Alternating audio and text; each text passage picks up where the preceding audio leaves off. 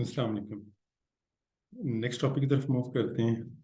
आज का जो टॉपिक है that is assignment operator. Assignment assignment operator से आप बहुत ही अच्छे तरीके से फेमिलियर हैं। सो फॉर्मली स्टार्ट करते हैं। Let's start with the basic algebra.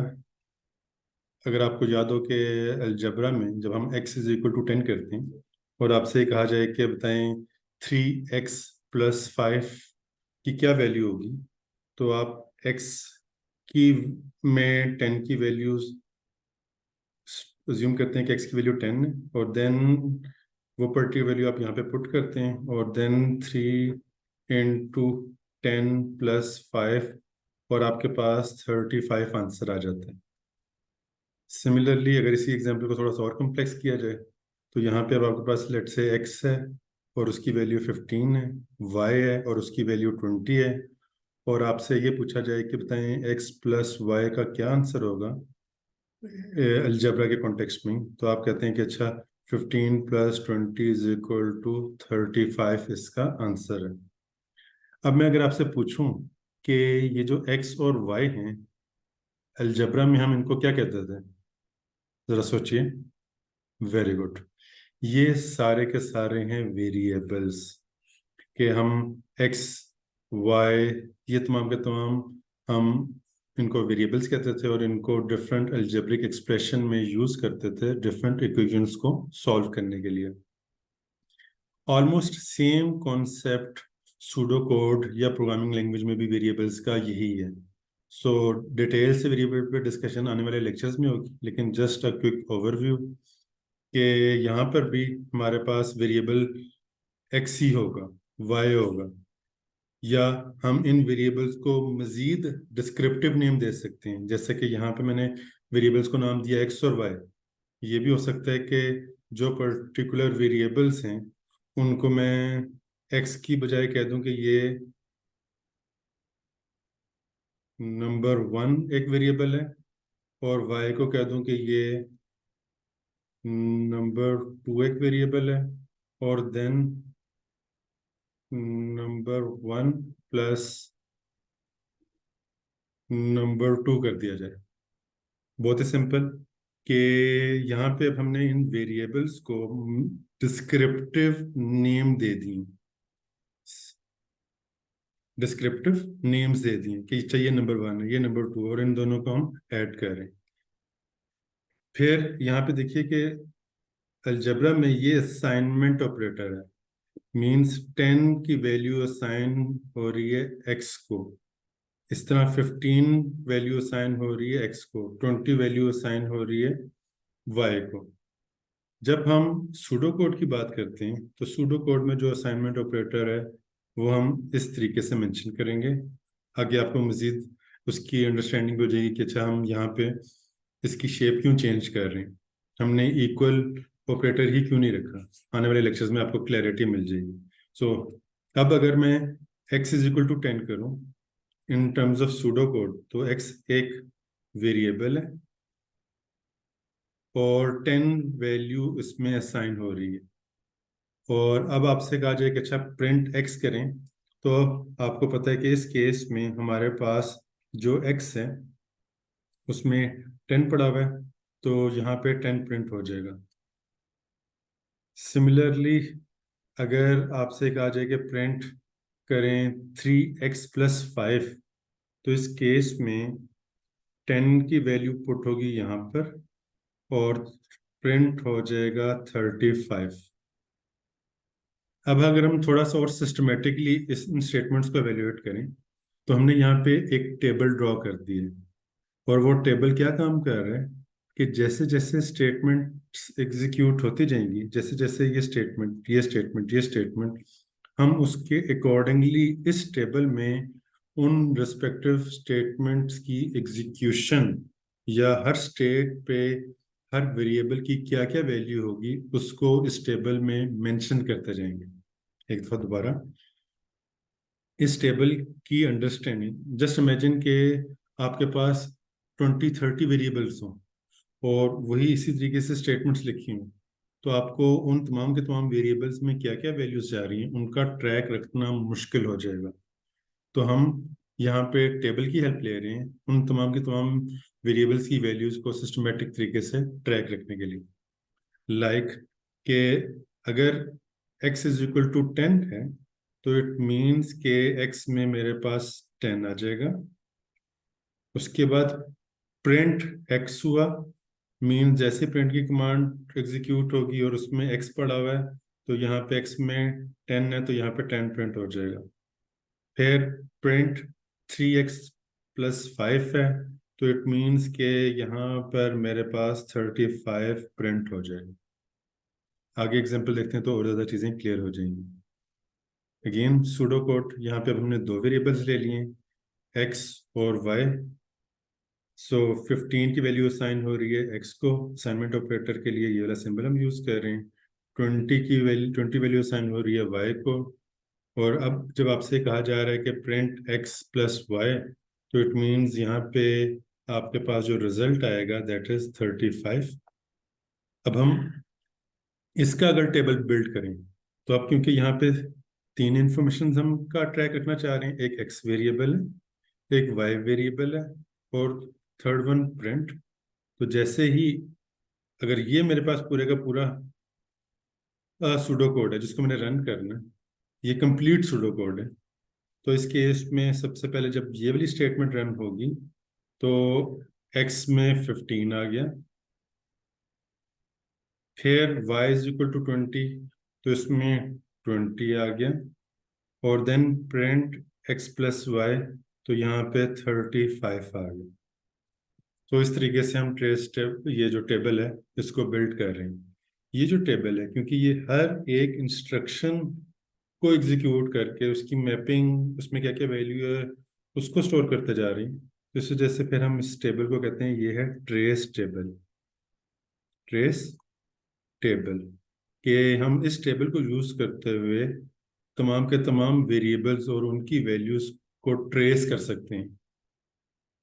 अच्छा, इवन के यहाँ पर इस ट्रेस टेबल को हम इस तरीके से भी लिख सकते हैं एक्स वाई प्रिंट, और अब हम देखें कि अच्छा एक्स की वैल्यू क्या आई है 15, फिर वाई की वैल्यू क्या है 20 और प्रिंट में क्या रहा है 35। तो हम इस तरीके से भी इस ट्रेस टेबल की वैल्यूज को पॉपुलेट कर सकते हैं। अगली एग्जांपल की तरफ मूव करते हैं। जैसे आपने देखा कि एक्स पहले मैंने स्मॉल यूज करा था, यहाँ पे अब एक्स कैपिटल यूज कर लिया। वाई के एक्स वेरिएबल में 3 स्टोर हो गया, वाई में 20 स्टोर हो गया, और एक्स प्लस वाई ए में वैल्यू असाइन हो रही है x plus y. It means के ए में जो वैल्यू होगी वो होगी 3 + 20 मीन्स 23। फिर y is equal to 30, y की वैल्यू हो गई 30। b is equal to 5, b की वैल्यू आ गई 5।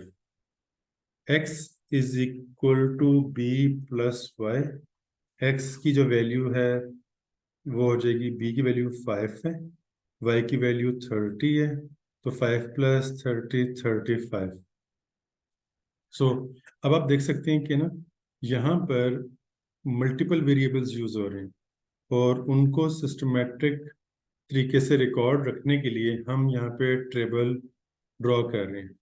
और इस केस में क्या हुआ कि जितने भी वेरिएबल्स से जिन जिन की इंफॉर्मेशन का मुझे ट्रैक रखना है उनको मैंने यहाँ पे लिस्ट डाउन कर लिया। एक्स आ गया, वाई आ गया, ए आ गया, बी आ गया। उसके बाद और ये कंप्लीट एक सूडो कोड है, ये कंप्लीट एक सूडो कोड है। जैसे ही x इज इक्वल टू 3 हुआ तो इट मीन्स x की वैल्यू में 3 आ गया, x में 3 आ गया। Then y is equal to 20 हुआ तो यहाँ पर 20 आ गया।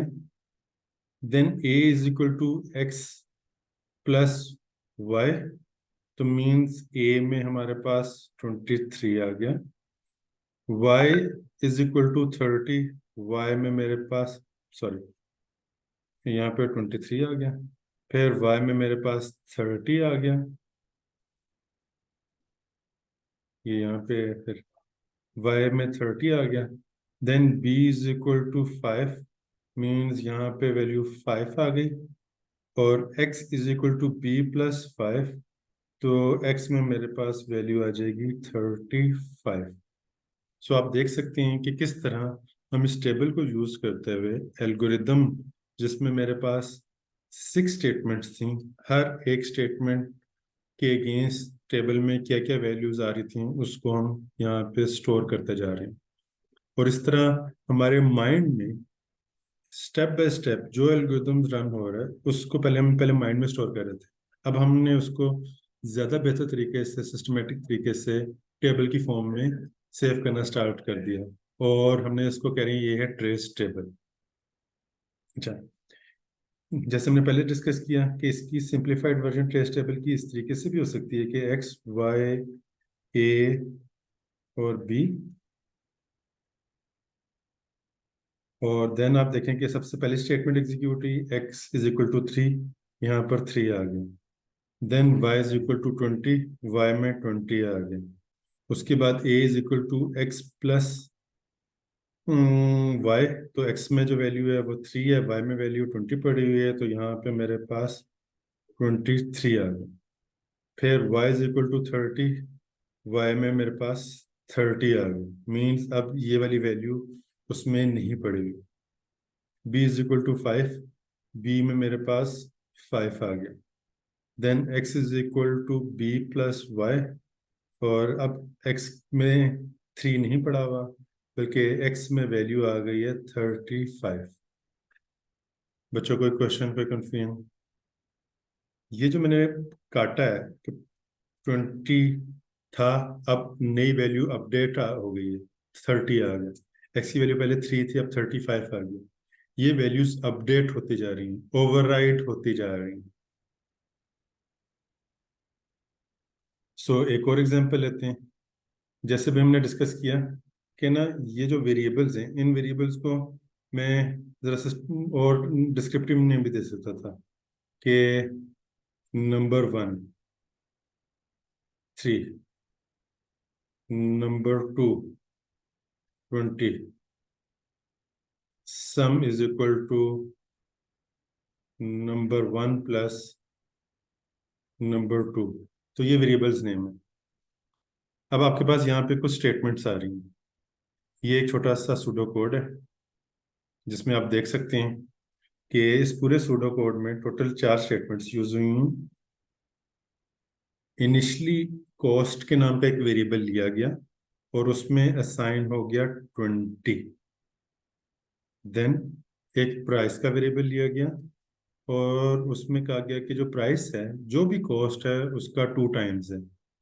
सो प्राइस में मेरे पास यहाँ पे 20 है, 20 इंटू 2, प्राइस में मेरे पास आ जाएगा 40। देन टैक्स,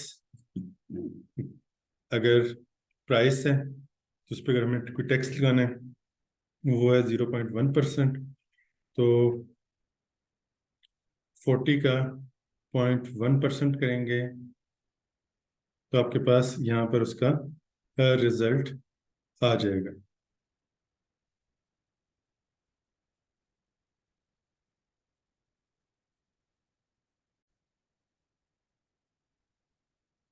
सेलिंग प्राइस निकालनी है तो प्राइस आपके पास 40 थी, टैक्स आपके पास 4 आ गया, सो जो आपके पास सेलिंग प्राइस आ गई दैट इज 44। सो इसी को अगर हम ट्रेस टेबल के थ्रू ड्रॉ करें तो वो कुछ इस तरीके से आपके पास नजर आएगा कि कॉस्ट में पहले 20 जा रहा है, देन प्राइस में आ रहा है कॉस्ट इंटू 2 मीन्स 40, प्राइस की वैल्यू 40 हो रही है। सिमिलरली टैक्स की वैल्यू कंप्यूट हो रही है, दैट इज 40 इंटू 0.1, वो आपके पास 4 आ जाएगा। सेलिंग प्राइस आपके पास आ जाएगी कि जो भी प्राइस है 40 प्लस 4, दैट इज 44। इसी तरीके से स्ट्रेस टेबल को इस तरीके से भी किया जा सकता है कि कॉस्ट, प्राइस, टैक्स और सेलिंग प्राइस, और फिर हम जब ये वाली स्टेटमेंट रन हुई तो यहाँ पे मेरे पास 20 आ गया। प्राइस में मेरे पास 40 आ गया, देन टैक्स में मेरे पास 4 आ गया, और यहाँ पे मेरे पास 44 आ गया। एक और एग्जांपल की तरफ चलते हैं। लेट से यहाँ पे मेरे पास कुछ वेरिएबल्स हैं। लेट से अमाउंट का एक वेरिएबल लिया, उसमें वैल्यू 20 आ गई। टोटल प्राइस की वैल्यू ली, और उसमें है अमाउंट इंटू 2.5। डिस्काउंट का वेरिएबल आ गया जिसका वैल्यू है 0.25। So final price is equal to this. तो अगर हम इस ट्रेस टेबल के थ्रू सॉल्व करें तो अमाउंट में मेरे पास 20 आ रहा है, उसके बाद जो टोटल प्राइस है उसमें होगा 20 इंटू 2.5, दैट इज 50। डिस्काउंट में 0.2 है, डिस्काउंट में मेरे पास ये आ गया, और उसके बाद फाइनल प्राइस मैंने कंप्यूट करनी है। तो हमारे पास है टोटल प्राइस है 50 minus total price, again 50 into जो डिस्काउंटेड दैट इज 0.2। तो 0.2 का जब डिस्काउंट हम करेंगे तो मेरे पास, इसको हम सॉल्व कर लेंगे, सॉल्व करके मेरे पास यहाँ पे आंसर आ गया, दैट इज 40।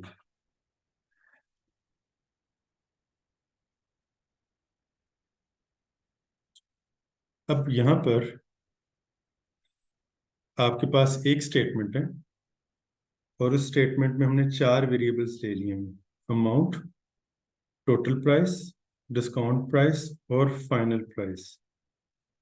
और यहाँ पे हमने असाइन कर दिया है इसको 15। तो इट मीन्स ये जो 15 है, ये पर्टिकुलर वैल्यू इस फाइनल प्राइस को भी जा रही है। डिस्काउंट भी 15 है, टोटल प्राइस भी डिस्काउंट 15 है, और अमाउंट भी 15 है। सो अगर मैं यहाँ पे x is equal to y, sorry, x is equal to y is equal to 10 करूँ, तो इट मीन्स कि मेरे पास अब x में भी 10 आ गया और y में भी 10 आ गया। ये वे है कि आप एक ही स्टेटमेंट में मल्टीपल वेरिएबल्स को वैल्यूज असाइन कर सकते हैं।